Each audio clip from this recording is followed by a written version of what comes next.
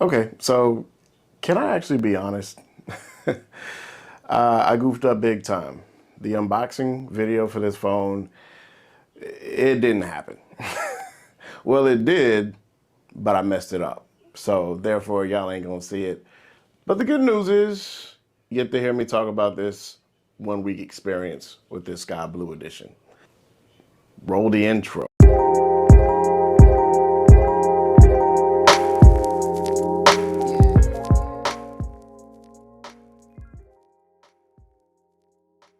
So, um, so basically, I've had this thing for like a week, and like I said, due to technical issues, memory card getting full, mic wasn't connected, battery died on it. It was a whole shabacle. So, but overall, using this thing for 1 week, honestly, um, I guess you could say it lived up to my expectations because obviously the replacement for this was this thing.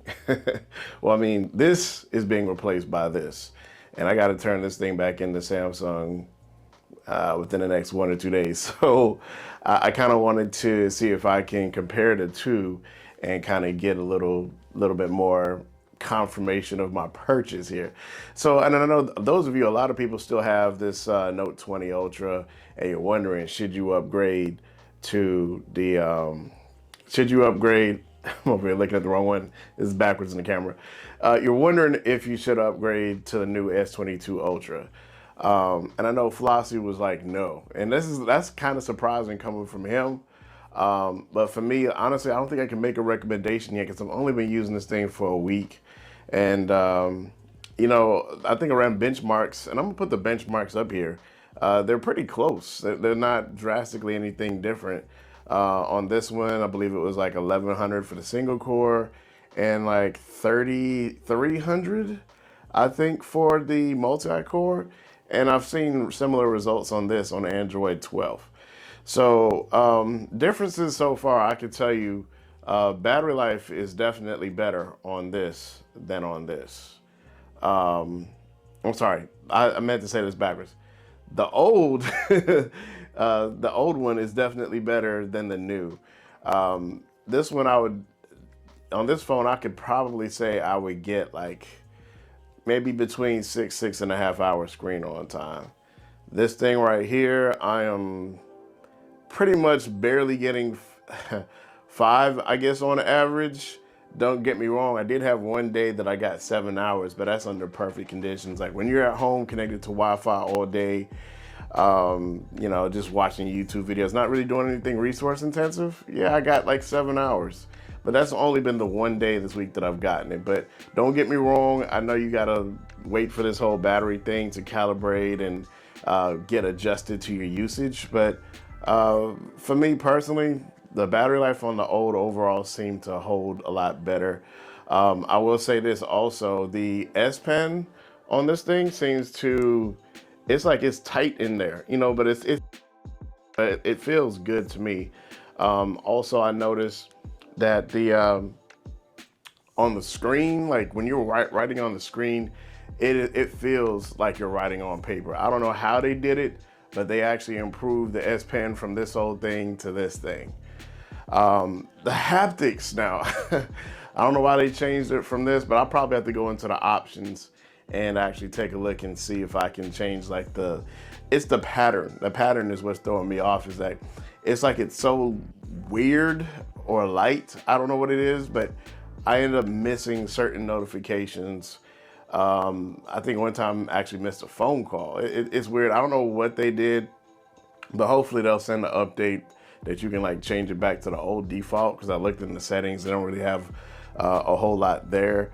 But of course, like speaking of settings, I don't know what's up with Samsung. Every time they give you a brand new phone, you got to go into the settings, change it from 1080 to Quad HD, and all this. There's certain things that they basically water your phone down. They give you the watered down settings and not what you pay for. But so just definitely do your due diligence when you do get this phone. Go ahead and go through the settings and change some things up, because it's not going to really necessarily be set up for it to work in its best. Also, controversy. I have heard about the whole you know, benchmark thing, and they were cheating on their benchmark and they throttled the performance. Honestly, I haven't pushed this thing to its limit. I've only had it for a week. I haven't really like tried to play any games other than like, you know, Beat Star, which is not really an intense game. But I will say that I haven't really felt this phone heat up at all. So kudos to them, because my Google Pixel 6 Pro tends to heat up every now and then. Not too hot, but I can still feel it getting warm. This phone, I have not felt it get warm at all.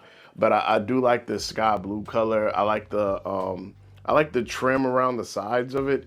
You just have this matte black finish and all of that.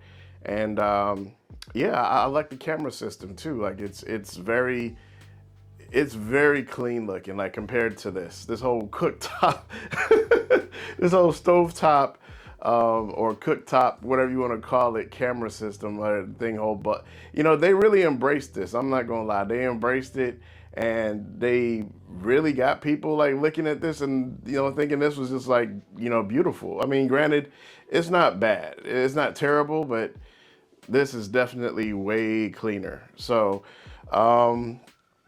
you know, for now, I think that's the basics. You know, I mean, I think their screen also is somehow better this year than I've ever seen any Samsung display. The fingerprint sensor that's also in it, you know, you don't really have to touch it long. Like it's like boom and you're in. Like, and I'm in right now. So it's interesting. Like they've definitely made some improvements. I will be missing the, you know, the SD card and all of that, the MST. I can't, you know, talk about this without talking about the fact that they failed to put those same things in this phone. So overall, I mean, like I said, I'm liking my experience with it so far, and haven't really had a chance to shoot many pictures, because I know Samsung this year has been touting the low light. But I will say this too, I'm glad I haven't really had any focus hunting issues like I've had with some previous Samsung devices. So this is looking like it's off to a great start already. But yeah, once again, my bad about the unboxing, but stay tuned to the channel for more coverage on this device. And I will catch you guys on the next video. Peace.